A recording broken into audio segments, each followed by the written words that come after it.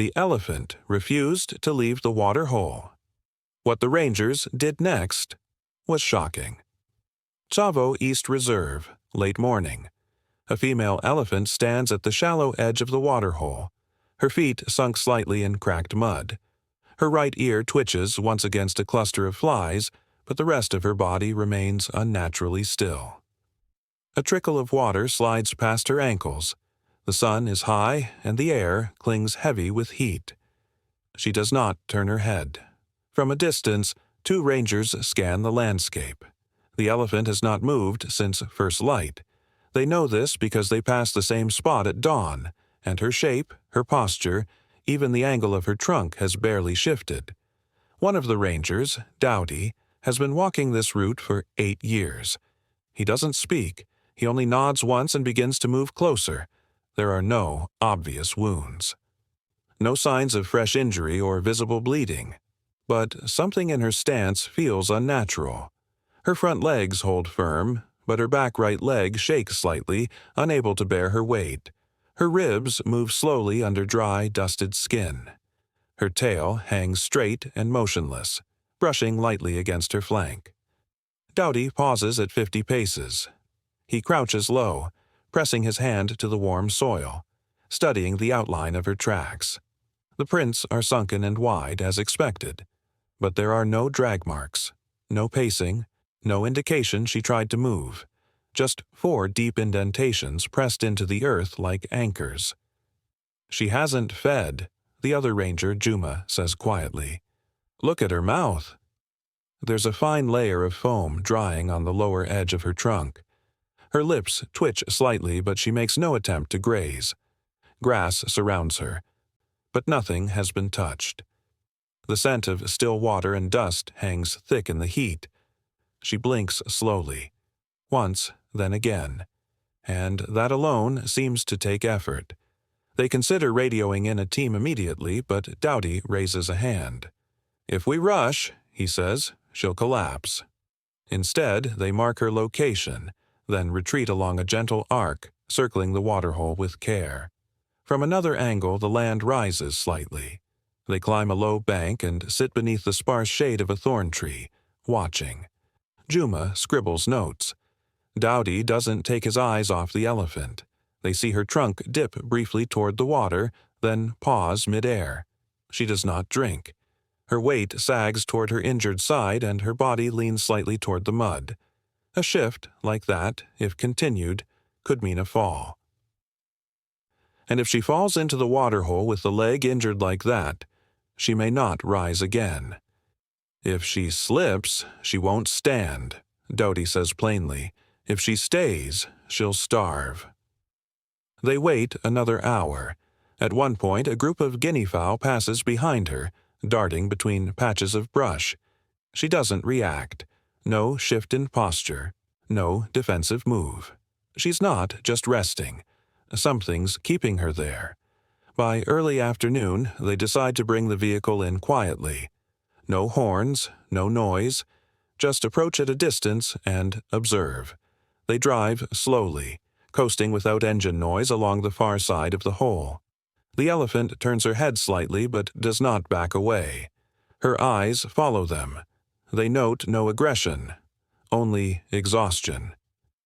As they stop, Juma lowers the binoculars and says, almost under his breath, she's waiting for something. But what she's waiting for, neither of them can yet see. They leave 2 canisters of water near the edge, well outside her space. They won't force her to move. They won't touch her unless they have to. For now, they'll watch and wait, and hope she doesn't fall. The next morning, the elephant is still there. Same position, same posture. Only her trunk moves now and then, but never far, never purposeful. It lifts to her mouth, then lowers without touching the water. Dowdy arrives before sunrise. He doesn't bring the vehicle closer. He walks, alone, from the same route as yesterday, slow and silent. He stops well before reaching her. The light is pale, the sky still holding its night color, and the wind moves lightly through the acacias. Her back rises and falls, but there is no rhythm to it. She's breathing, but not with strength. This time he sees it, just above her right hip, a long scar stretching diagonally across the hide. It's old, healed over years ago, but the skin there is tight, puckered. He's seen marks like that before, usually from a poacher's snare, sometimes from fights long past. Alone, it wouldn't slow her like this, but combined with the way her leg trembles, it tells him what he needs to know. This isn't sun fatigue. It's not an injury from a recent fall or fight. It's something chronic, something wearing her down from the inside. Dowdy studies her flank. The muscle beneath the skin has softened. There's a sag to her belly that suggests more than age. And the way she holds her head, not forward, not down, just suspended in the middle, says she's managing pain. He gently lays a trail of melon rinds near the shade of a bush a few meters behind her. Fresh, soft fruit. No sound, no calling. He places them and steps away. She doesn't turn. Minutes pass, then an hour. She hasn't touched them. Her trunk brushes the surface of the mud, but it doesn't lift toward her mouth. Flies gather around her lips again. He can see the sheen of dried saliva now. She hasn't eaten since before she arrived here. If she doesn't feed today, he says later to Juma, the leg will give. Back at camp, they review her age profile. Mid-30s, prime years for a matriarch if she had a herd. But this one is alone. She carries no collar, no calves have been seen near her, no other prints surround the waterhole but her own. The question shifts. Not just what's wrong, but why did she come here? Why this place? This stillness? This refusal to move? By midday, her ears begin to droop slightly. Not from sleep, but from weight. There's a subtle slackness to them now. The sun climbs, drying the remaining puddles near her feet. Her body has stopped fighting the heat. They lay out small water pans near the fringe again. They don't push closer.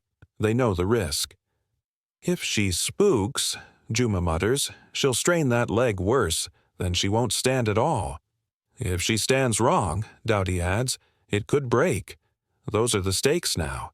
If she walks wrong, the bone could crack. If she doesn't eat, her muscles will fail. If they rush, she could panic and collapse in the mud. They note everything, the pace of her blinking, the angle of her shoulder leans, the absence of defecation, another sign of distress. Everything adds up to the same conclusion. This is not just heat, not just injury. This is a body holding on for one reason only, because somewhere in this place there's something she hasn't left behind yet.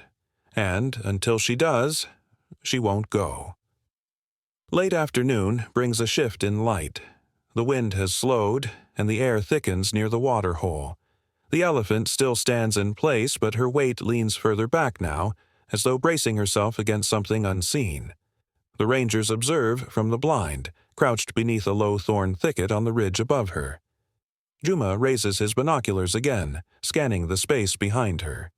Her legs block most of the ground, but something catches the edge of his view. A curve, darker than mud, resting low behind her right rear foot. At first, it looks like a collapsed branch or clump of sodden earth. But then Dowdy follows his line and sees it too. They move down the slope, careful not to break the stillness. 30 meters out, they angle slightly, giving themselves a better view of the ground behind her. That's when it becomes clear. Half submerged in dried muck and pressed into the shallow basin of the waterhole lies a small calf. No bigger than 2 meters in length, its body stiff, one side partially hidden beneath scattered brush and reeds. The shape of its spine, the bend in the legs, the stillness of the trunk, all of it tells them the same thing. It has been dead for some time. The mother's leg is planted just inches away, her foot rooted beside the calf's side. She hasn't moved from it. Not in a day, maybe more. She's guarding it, Dowdy says softly. That's why she won't leave. There are no obvious wounds on the calf. No blood, no bite marks, but its skin is pale in places, already showing signs of bloating. The edges of the waterhole have baked dry around it. It likely passed during the night, maybe longer ago. They step back again, returning to their original position, giving her space. She has not made a sound. No cry, no mourning trumpet. Just stillness. In elephants, grief is not loud. It is heavy, slow. It shows in the way she stands, unmoving, unblinking, as though she's keeping a final watch. The risk shifts again. If she remains much longer in this posture, her muscles will begin to fail. Her right leg, already weak, may lock. If she attempts to kneel to touch the calf and cannot rise, she will collapse fully. And if she collapses in this heat, recovery will be nearly impossible. If she falls, Doughty says, we won't be able to lift her. Still, no intervention yet. They cannot drag the calf away. That would end her trust. That would make her run. And if she runs now, she dies. Instead, they mark a wider perimeter and bring in soft barriers, small flags, and cloth hung along tall reeds to give her gentle cover. Not to trap, just to give her privacy, to let her have the space to decide when to release what she's holding. They lay another small pile of fresh fruit nearby. They place a water tub in the shade. She does not touch either. She shifts once, the first movement in hours. She angles her trunk toward the calf, brushing lightly along the soil, not quite touching. Her ears quiver, but do not rise. She's still keeping him close, Juma murmurs. And that's the truth of it now. The calf cannot rise, but she hasn't yet let go. And until she does, she will stay rooted in that spot, not from injury, but from something older, deeper. A mother's refusal to leave what she once carried. The third day begins before sunrise. The ground is cool, but the heat waits just beyond the horizon. The elephant still stands beside the calf, her body leaning slightly now, the right leg near collapse but not giving in. Her eyes are rimmed in dry dust. Her ears hang heavier. Yet she remains unmoved. Doughty arrives on foot again, flanked this time by 2 reserve workers and a vet observing from a distance. No crates, no sedatives, just a rolled bundle of thin rope, 4 wooden stakes, and folded cloth in the ranger's arms. Not to restrain, but to create something gentler. They begin forming a soft perimeter. 10 meters out from the elephant, they place 4 upright stakes, 1 on each side, driven shallow into the earth so as not to thud or shake. Then a thin rope, threaded carefully between them, just enough to signal space. From each stake they hang strips of white cloth, fluttering softly in the breeze. It is not a trap. It is not a fence. It is simply a line, visible, quiet, respectful. A signal to others, human or animal, to keep their distance. The elephant watches with one eye. She does not shift, but she sees them, see the stakes, see the slow, methodical way they move, and she does not resist. If she moves suddenly, Doughty says, we don't interfere. But she doesn't. She stays steady, guarding the small body below her flank. Once the perimeter is set, they place a flat rubber basin a few meters away, near the shaded edge of the cloth line. Water fills the pan slowly from a hand-carried jug. The sound is soft, like distant rain. No sudden splashes, no noise. Juma sets a fresh bunch of pawpaw leaves beside it, then steps back with his hands low, open. No voice, no gestures, just stillness. Then they wait. Hours pass. The heat thickens. Wind moves the cloth and nothing else. The elephant's ears flick once, then her trunk stretches forward, slowly, cautiously, and dips into the water basin. She drinks. Not much, just a few pulls. But it's the first voluntary movement they've seen since she arrived. They note the action, but do not celebrate. The calf remains untouched. Her body still forms a crescent around it, trunk curling protectively toward the soil. She's watching the line, the vet whispers. She knows we made it for her. Still, she does not step beyond it. The day wears on. No other elephants appear. No birds land close. The area falls into silence. Every hour, Dowdy refills the basin. He never crosses the rope. The elephant watches each time but does not step forward. She accepts the water. She rejects the food. Her focus never leaves the calf. If we touch the body, Juma says, she'll run. And if she runs now, Dowdy answers, she'll break. The stakes are unchanged. If she panics, she risks the leg. If they interfere, they lose her trust. If she stays too long without eating, she may collapse. But today, she drank. And that small act is everything. The rope remains in place. The cloth continues to flutter. The calf lies still in the sun, his form shrinking slightly as the hours pass. The mother stays beside him. Not because she must, but because she hasn't yet chosen to let go. And until that moment comes, the only thing they can offer is space, a quiet circle, a place to grieve. At sunrise, the earth holds the last of the night's cool. Pale gold spills over the horizon. Inside the soft barrier, the elephant begins to move. It happens slowly. First, a shuffle of her front feet. Then her trunk, once limp and low, lifts gently toward the ground. For the first time in days, she steps sideways. Not away, not forward, but beside the calf. Her right leg falters but holds. The shift is careful, almost ceremonial. Dowdy watches from the far edge of the cloth line. He doesn't speak. None of them do. The elephant lowers her trunk to the dry soil. She scoops a shallow arc of dust. Then, with the quietest motion, she releases it across the calf's back. Not fully, just enough to dull the shine of the skin. Again, she gathers earth. Again, she lets it fall. The dust rises, clings, settles. Each sweep is deliberate. There is no panic in her movement, no urgency, only fatigue, only acceptance. She continues the ritual through the morning. Sometimes she pauses, trunk resting on the ground, as though the weight of each motion pulls more than muscle. But she resumes, always toward the same goal, not to hide, not to protect, but to close the space between what was alive and what is gone. Flies scatter as she works. The heat begins to rise again. The dry soil darkens with each pass of her trunk, each handful shaped by grief. She's doing it on her own, Juma says quietly. They had considered removing the calf the night before, quietly, from a distance. But Dowdy had stopped the plan. She's not ready, he'd said. And now, as the elephant brushes the last handful of earth over the calf's side, they know why. This moment, it could not be rushed.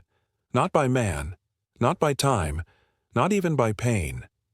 Her ears move slightly, not to cool her body, but in rhythm with her breath. Her tail twitches once, then stills. Her eyes remain dry. Elephants do not weep, but they remember, and in that memory, they mourn. She circles the calf now, just once, dragging the edge of her foot through the dirt, as if tracing a boundary only she understands. Then she stops. Her body sags. The effort has drained her. Her legs tremble again, but she does not fall. She's saying goodbye, Dowdy murmurs. Not to us, to him.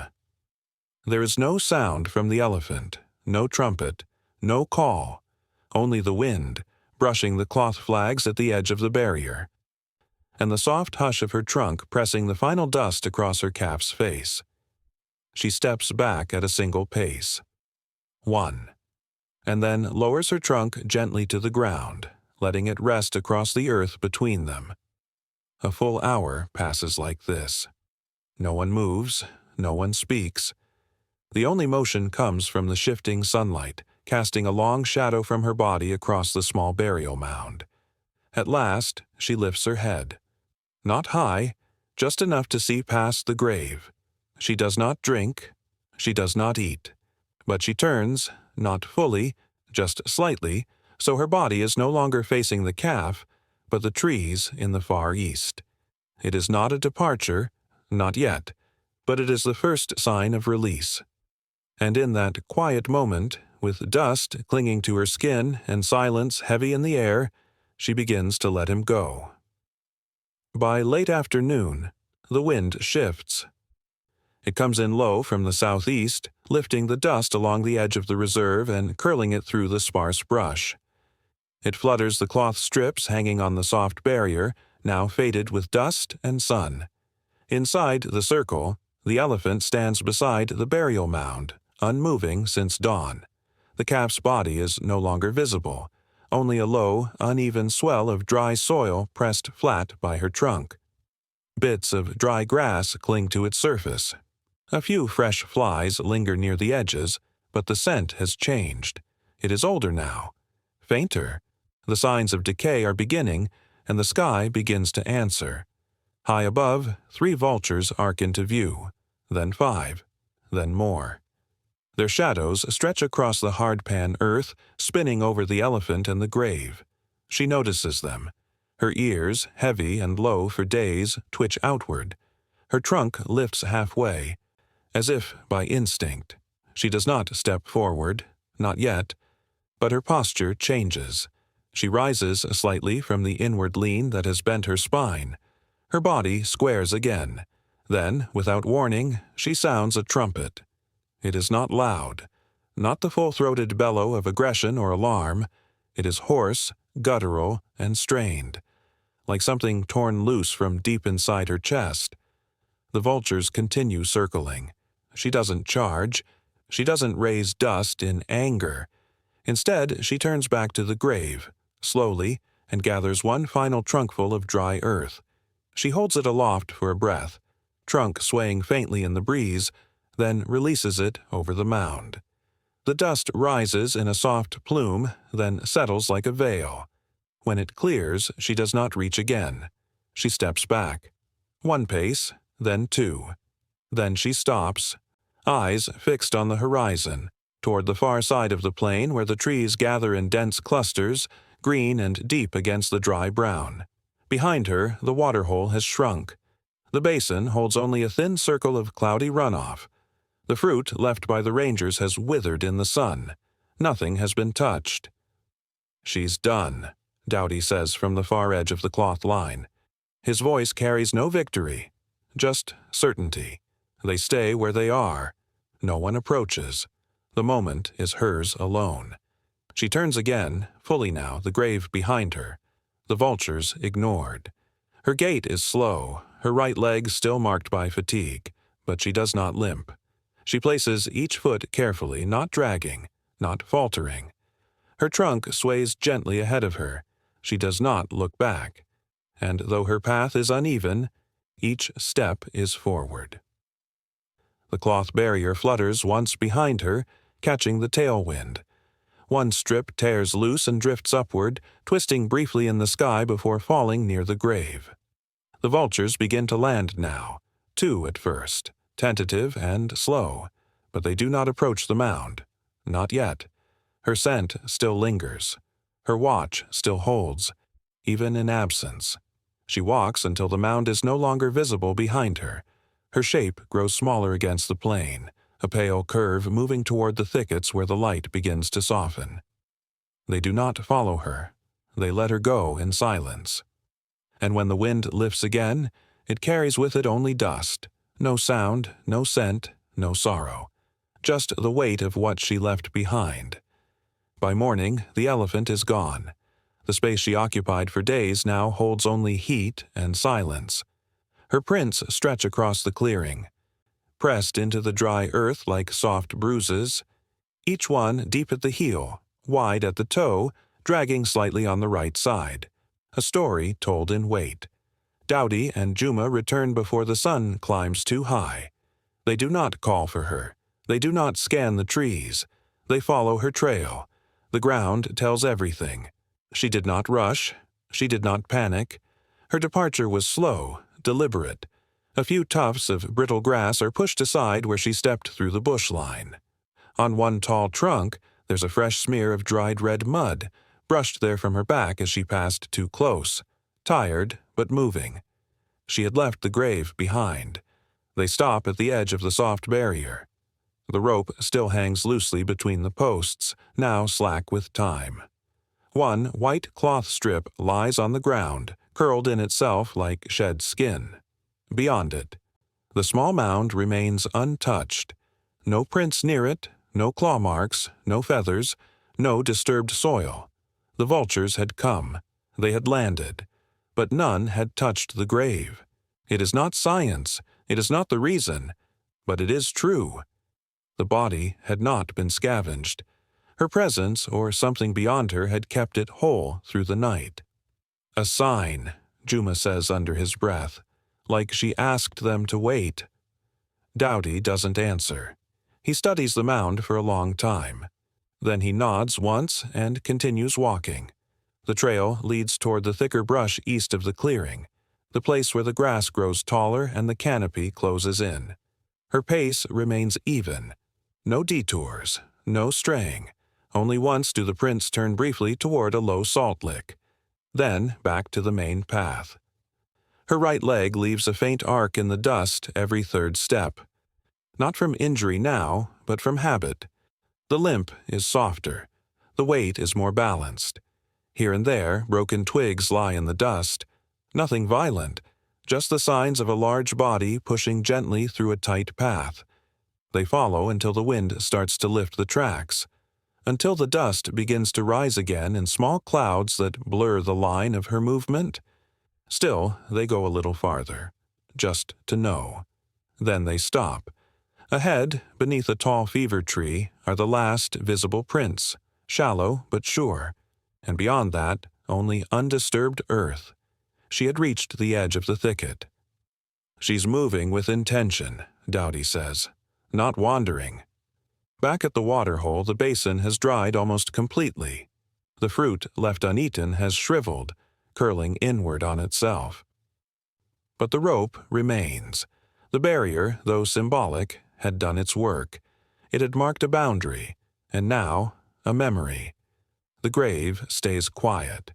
A low rise beneath the morning haze, the kind of shape most would miss unless they knew what it meant. Dowdy stands for a while, watching the line of her prints fade behind him. Not all the way gone, just soft now, etched into dust that will carry them for one more day, maybe two, before they vanish entirely. What remains isn't just the trail. It's the way she walked from loss, with no rush, no fear, no noise, just forward, and in the stillness behind her the land holds that story. Quiet and full. 1 week passes. The wind has changed again. The dry heat has settled back into routine. Chavo moves as it always does, with quiet resilience and slow shifts. But Dowdy remembers the trail. And this morning, he returned. He walks alone. The barrier rope has collapsed now. 2 of the stakes lie flat in the dust. The cloth strips are gone, taken by wind or time, but the space still holds shape. Not in structure, in memory. The grass has not regrown. The soil remains pressed where she stood, 4 wide indentations forming a slow arc around the small mound. It's still there, untouched. No scavenger has disturbed the grave. No tusk, no claw, no beak. Even the vultures had moved on, finding nothing to claim. The mound looks smaller now, settled and flattened by heat and gravity, but the story it holds is intact. Dowdy kneels beside it.